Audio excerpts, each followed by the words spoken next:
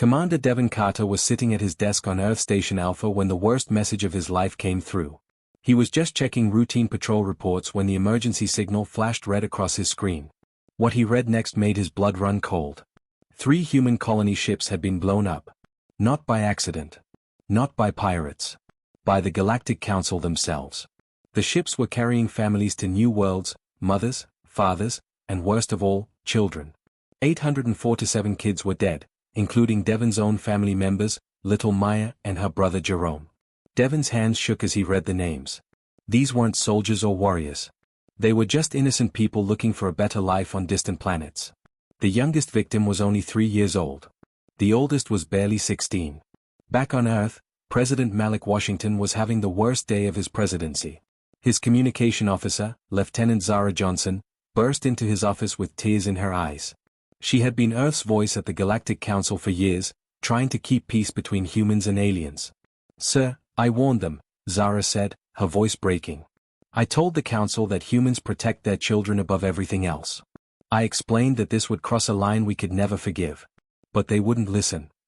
The alien leaders had laughed at her warnings. They thought humans were weak because we showed mercy in battle. They believed that killing our children would make us surrender immediately. They had no idea how wrong they were. Defense Minister Keisha Thompson spread the reports across the president's desk. The alien attack had been planned for months. Multiple alien fleets had worked together to hunt down the colony ships. They had tracked the families through space and destroyed them in cold blood. "They broke the first rule," Keisha said quietly. "After the last war 50 years ago, every species in the galaxy agreed, you never, ever attack the children. It doesn't matter whose children they are. It doesn't matter what war you're fighting. Children are off limits." President Washington read through the casualty list. Each name felt like a knife in his heart. Little Amora, who loved drawing pictures of spaceships. Young Isaiah, who wanted to be a doctor like his mom. Twin brothers Darius and Jalen, who were excited to see their first alien sunset. The president's advisors waited for his orders. Some expected him to declare immediate war. Others thought he might try diplomacy first. But Washington surprised them all. "Send a message to every human world," he said. "Tell them what happened. Tell them about the children. Then tell them to go silent." "Silent, sir?" asked Admiral Nia Roberts, confused. "Complete communication blackout. No trade. No diplomacy. No contact with any alien world. We're going dark." Within hours, something happened that had never occurred in human history. Every human colony, every space station, every ship went completely quiet. The busy trade routes that connected human and alien worlds suddenly became empty. The alien species who had grown used to human medicine, technology, and food found their supplies cut off overnight. On the alien homeworlds, panic began to set in. The hegemony had relied on human-built medical equipment to treat their sick. The Dominion used human-designed computers to run their government. The Trade Federation needed human pilots to navigate the dangerous space routes. But now, nothing. No human ships answered their calls. No human traders showed up at their ports. It was as if humanity had vanished from the galaxy. The alien leaders tried to convince themselves this was good news. "See," they told each other. "The humans are scared. They are hiding. Our plan worked perfectly." But the older, wiser aliens remembered the last time humans had gone silent. It was right before they had introduced weapons that changed warfare forever. Weapons that bent the laws of physics and made entire enemy fleets disappear without a trace. In human space, something else was happening. In every city, on every world, ordinary people were volunteering for something that had no name yet. Teachers were leaving their classrooms. Mechanics were abandoning their workshops. Doctors were closing their clinics. They weren't running away. They were getting ready. The galaxy had made the biggest mistake in its history. They had killed human children and expected humans to surrender. Instead, they had awakened something that had been sleeping since the last Great War. And soon, very soon, the aliens would learn why the first rule existed in the first place. Admiral Keisha Thompson stood in the command center of Earth's Defense Headquarters, watching something that had never happened before in galactic history. On the massive display screens, the trade routes that connected human and alien worlds were going dark one by one. Every single human ship was disappearing from alien space. It wasn't panic. It wasn't chaos. It was organized, methodical, and absolutely terrifying in its precision. The last human transport just left hegemony space, reported Lieutenant Zion Parker. That's it. We're completely out of alien territory. Keisha nodded grimly. She had expected this, but seeing it happen was still shocking. In just 48 hours, humanity had cut itself off from the rest of the galaxy entirely. On the alien worlds, the effects were immediate and devastating. The Dominion's main hospital on their capital planet sent frantic messages to Earth. Their life support systems, built with human technology, were starting to fail. Without human technicians to maintain them, hundreds of alien patients would die within days. The Trade Federation was in even worse trouble. Their entire economy depended on human-built navigation computers that could safely guide ships through dangerous asteroid fields and radiation storms. Without human updates and maintenance, their merchant fleets were stranded. The hegemony's military leaders were panicking for different reasons. Their weapons systems used human-designed power cores that needed special fuel only humans knew how to make. Within a week, their mighty war fleets would be floating in space with no way to fight or even move. But the alien leaders refused to see the truth. In the Grand Council chambers on Nexus Prime, the alien representatives were actually celebrating. Look how quickly they ran, laughed Chancellor Vex of the hegemony. One small attack and the mighty humans disappear like frightened children. Our plan worked perfectly, agreed Trade Minister Koth. They know they cannot match our combined fleets. Soon they will come begging for mercy. But there was one voice of concern. General Thane of the Dominion was old enough to remember the first contact war with humans 50 years ago. He had seen what humans could do when they were truly angry. This isn't retreat, Thane said quietly. This is something else. Something dangerous. The other council members ignored him. They were too busy celebrating their victory to listen to warnings. Back on Earth, President Malik Washington was meeting with his top military advisors. The room was filled with tension, but not fear. This was the calm, focused energy of people who knew exactly what they had to do. The withdrawal is complete, reported General Devon Stone. He was a legend among human military officers, having fought in the first alien contact war when he was just a young lieutenant. Every human civilian is out of alien space. Every trader, every diplomat, every tourist. They're all home. And our military assets? Asked the president. Repositioned and waiting, Devon replied. But sir, I have to tell you something. This silence isn't just about our official forces. Something else is happening out there. The general was right. Across human space, something unprecedented was taking place. In cities and towns on hundreds of worlds, ordinary people were volunteering for a cause that had no official name yet. Teacher Layla Washington had closed her elementary school on New Terra Colony. But she wasn't going on vacation. She was organizing her entire community, turning her school into a coordination center for something the galaxy had never seen before. Every parent who lost a child, she told the crowd gathered in her gymnasium. Every teacher who couldn't protect their students. Every neighbor who loved those kids. We all have a job to do now. On Industrial World 7, mechanic Darius Miller was working 18-hour days in his garage. But he wasn't fixing civilian vehicles anymore. He was converting cargo ships and passenger transports into something else entirely. His hands moved with the skill of someone who had built machines his whole life, but now he was building them for war. These ships carried our families to new worlds, Darius told his team of volunteers. Now they're going to carry justice. Nurse Imani Davis had spent her career healing people on the medical station orbiting Earth. She was known for her gentle touch and kind words. But now she was preparing medical supplies for something that wasn't about healing. She was getting ready to patch up soldiers who would soon be fighting the biggest war in galactic history. I've saved thousands of lives, she told her medical team. But some things are worth fighting for. Some things are worth dying for. Our children were worth everything. The alien council members had no idea what was brewing in human space. They thought the silence meant surrender. They believed their plan had worked perfectly. They couldn't have been more wrong. In the quiet of human space, something was growing. Something that hadn't existed since the last Great War. It wasn't just military preparation. It was something deeper, more personal, more dangerous. It was the unified anger of an entire species that had just learned the hardest lesson in the universe. Never threaten what humans love most. The storm was coming, and it would be unlike anything the galaxy had ever seen.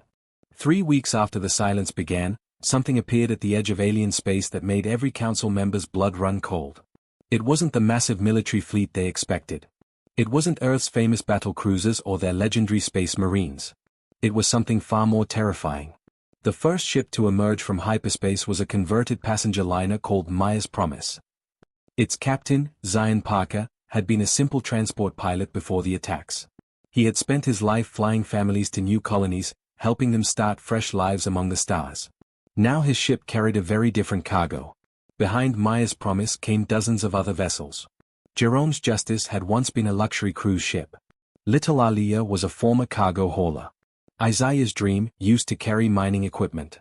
Each ship bore the name of a child who had died in the attacks, and each one had been transformed into something the galaxy had never seen before. Captain Parker stood on the bridge of his flagship, Little Angels, looking out at the alien patrol ships that were rushing to intercept them. His crew wasn't made up of trained soldiers. They were parents, teachers, neighbors, ordinary people who had been changed forever by loss. "Captain," called out his communications officer, a woman named Keisha who had lost her twin daughters in the attack.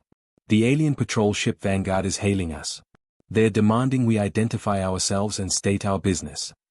Parker looked around his bridge at faces filled with quiet determination. These people had lost everything that mattered to them. They had nothing left to fear. "Open a channel," he said calmly. The alien commander appeared on screen, his reptilian features twisted in arrogance. "Human vessels, you are entering Council space without permission. Identify yourselves immediately or face the consequences." Parker stepped forward, and when he spoke, his voice carried the weight of every parent's grief, every teacher's failure, every community's loss. "I am Captain Zion Parker of the vessel Little Angels. We represent the families whose children you murdered in cold blood. You want to know our business? Our business is justice." The alien commander laughed. "You think your converted passenger ships can threaten the might of the Council? Surrender now and we might let you live." Parker's response was simple and cold. "You killed our children. Now you face the consequences." What happened next would be talked about in military academies for the next 1,000 years. The alien patrol ship Vanguard, a heavily armed cruiser with enough firepower to level a city, simply vanished. Not destroyed in a massive explosion. Not torn apart by visible weapons. It just stopped existing, leaving only strange energy readings and scattered atoms. The message that followed was broadcast on every frequency across the galaxy. "This is the Children's Crusade. We are not your enemy's military. We are not soldiers or warriors. We are parents, teachers, and neighbors. We are the people who loved the children you killed. We do not seek conquest or territory. We seek justice for the innocent lives you took.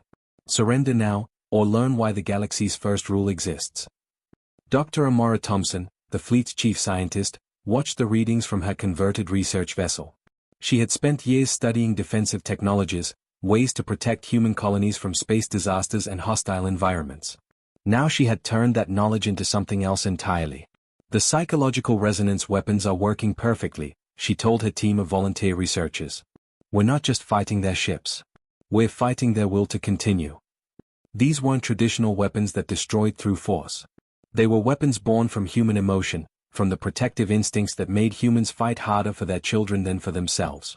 The aliens had no defense against something they couldn't understand. On the mining vessel Protector's Wrath, engineer Malik Johnson was making final adjustments to his ship systems. 6 months ago, his vessel had been equipped with industrial tools designed to break apart asteroids and extract valuable minerals. Now those same tools had been modified for a different purpose. "Target acquired," reported his gunner, a former school bus driver named Tiana who had lost her route full of kids. "Alien heavy cruiser Dominator is moving to intercept." "Remember," Malik said to his crew, "we're not here to be cruel. We're here to be just. Give them one chance to surrender." The alien cruiser refused, confident in its superior firepower and military training. It lasted exactly 37 seconds against tools designed to crack open planets. The psychological impact was immediate and devastating. These weren't humanity's famous military ships with their known capabilities and tactics. These were ordinary civilian vessels that had somehow become more dangerous than anything the aliens had ever faced. Across the Council worlds, panic began to set in. Military commanders who had been confident just hours before were now sending frantic messages to their governments. How do you fight an enemy that turns passenger ships into unstoppable weapons?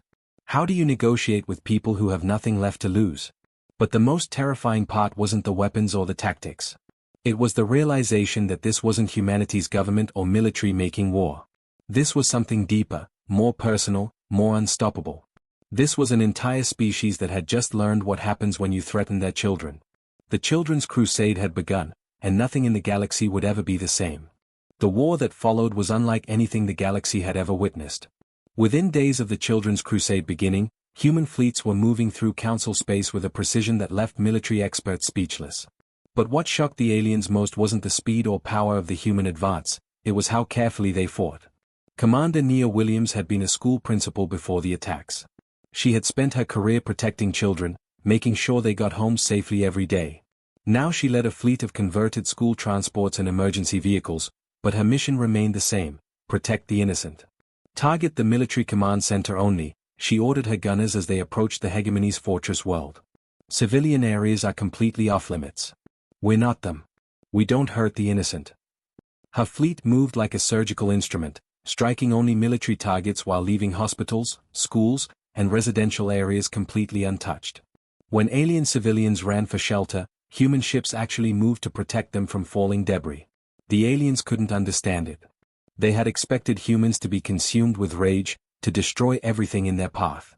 Instead, they found an enemy that fought with perfect discipline, targeting only those who had been involved in killing their children.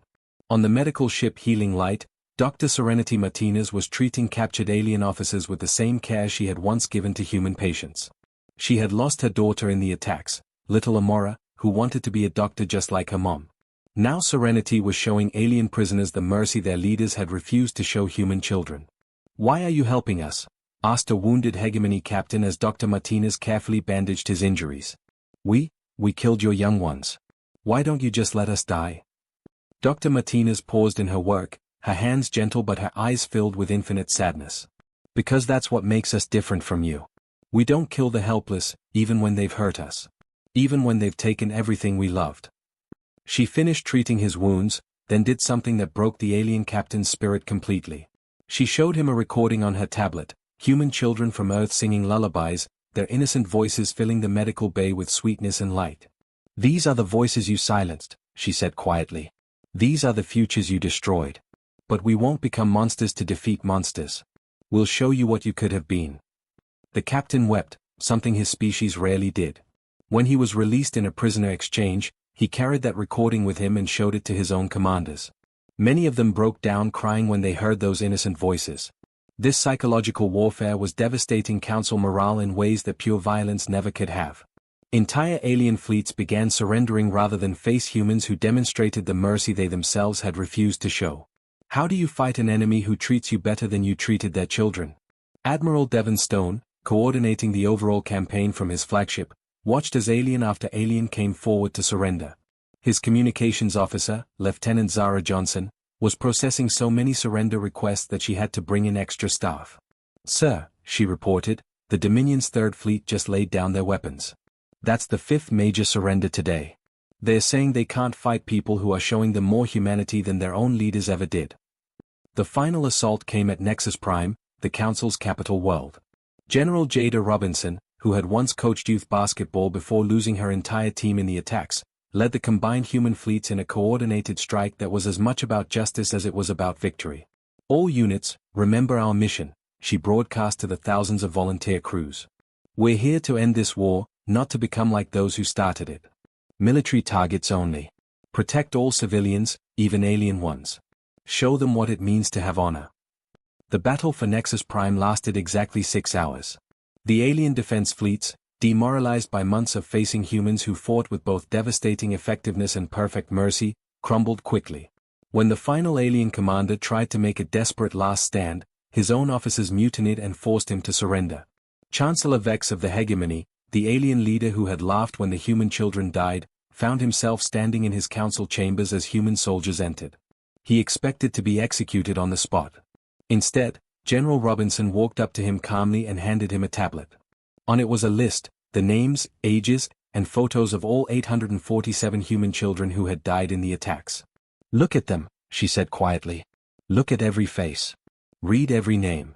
These are the innocents your decision killed. This is why we came. This is why your empire has fallen." Vex looked at the faces, so young, so full of life and hope. Little Maya, who loved drawing spaceships. Young Jerome, who wanted to be an explorer. The twins Darius and Jalen, excited about their first alien sunset that they would never see. I didn't know, he whispered, tears streaming down his reptilian face. You didn't want to know, General Robinson replied. But now you do. Now you understand what you destroyed. When the official surrender came, it wasn't just military defeat, it was moral collapse. The entire council structure crumbled as alien after alien realized what they had become.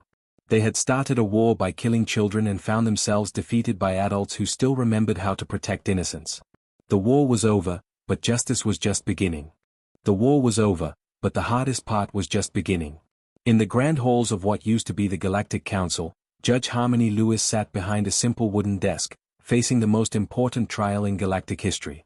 She had been a family court judge on Earth before the attacks, spending her days protecting children in custody battles and adoption cases. Now she was protecting the memory of 847 murdered children. The Innocence Tribunal wasn't like any court the galaxy had ever seen. Instead of lawyers and prosecutors, the jury was made up of ordinary citizens from dozens of worlds, teachers, parents, shopkeepers, farmers.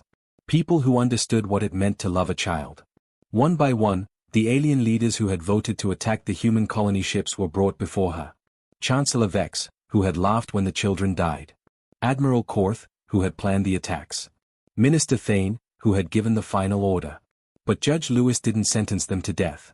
That would have been too easy, too quick. Instead, she did something that shocked everyone in the courtroom. You will be exiled to the redemption system, she announced to each of them. There you will build a new civilization from nothing.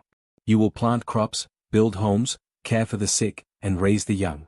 And you will do all of this under the guidance of human teachers who will help you remember what it means to value life. The aliens were horrified. Death would have been preferable to spending their lives learning to care for others. But Judge Lewis wasn't finished. Every morning, you will read the names of the 847 children you killed. Every evening, you will tend to a garden planted in their memory. You will learn their dreams, their hopes, their favorite games. You will understand what you destroyed, and you will spend the rest of your lives making sure it never happens again. As the tribunal continued, something else was happening across the galaxy. Ambassador Jordan Thompson, who had once been a kindergarten teacher, was working with representatives from every surviving world to build something new. The old Galactic Council was dead, but in its place rose the new Galactic Federation. The first rule hasn't changed, Jordan explained to the assembled delegates. But now it's stronger. The children of all species are sacred to all species. Not just protected, but cherished.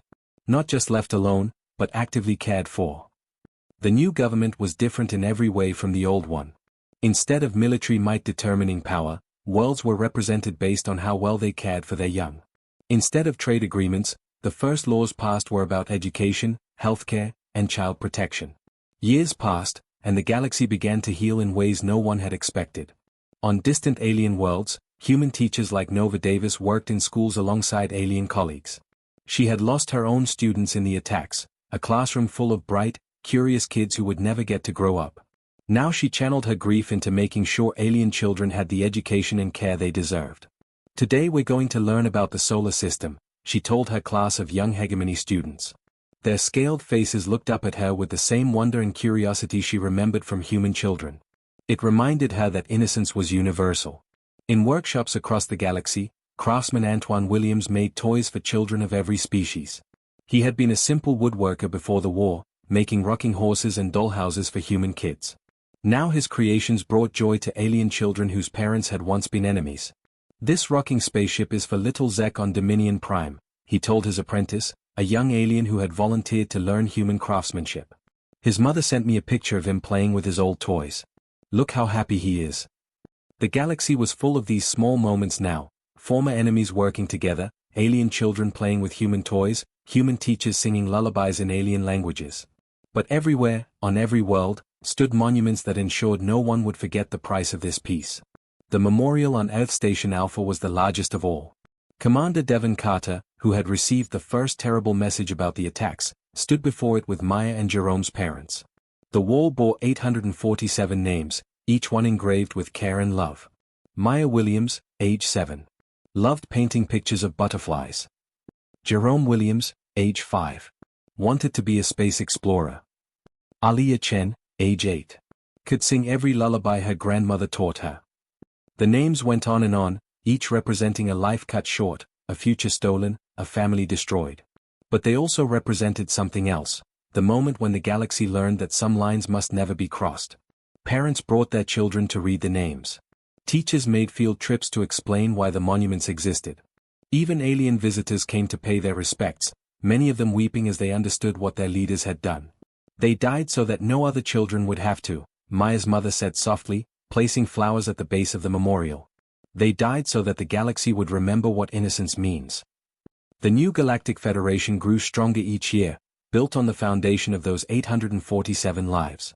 Children of all species played together, learned together, dreamed together. The first rule wasn't just a law anymore, it had become the heart of galactic civilization. And in the quiet moments, when human teachers sang alien lullabies or alien craftsmen made toys for human children, the galaxy remembered why those names on the monuments mattered so much. Some prices are too high to pay.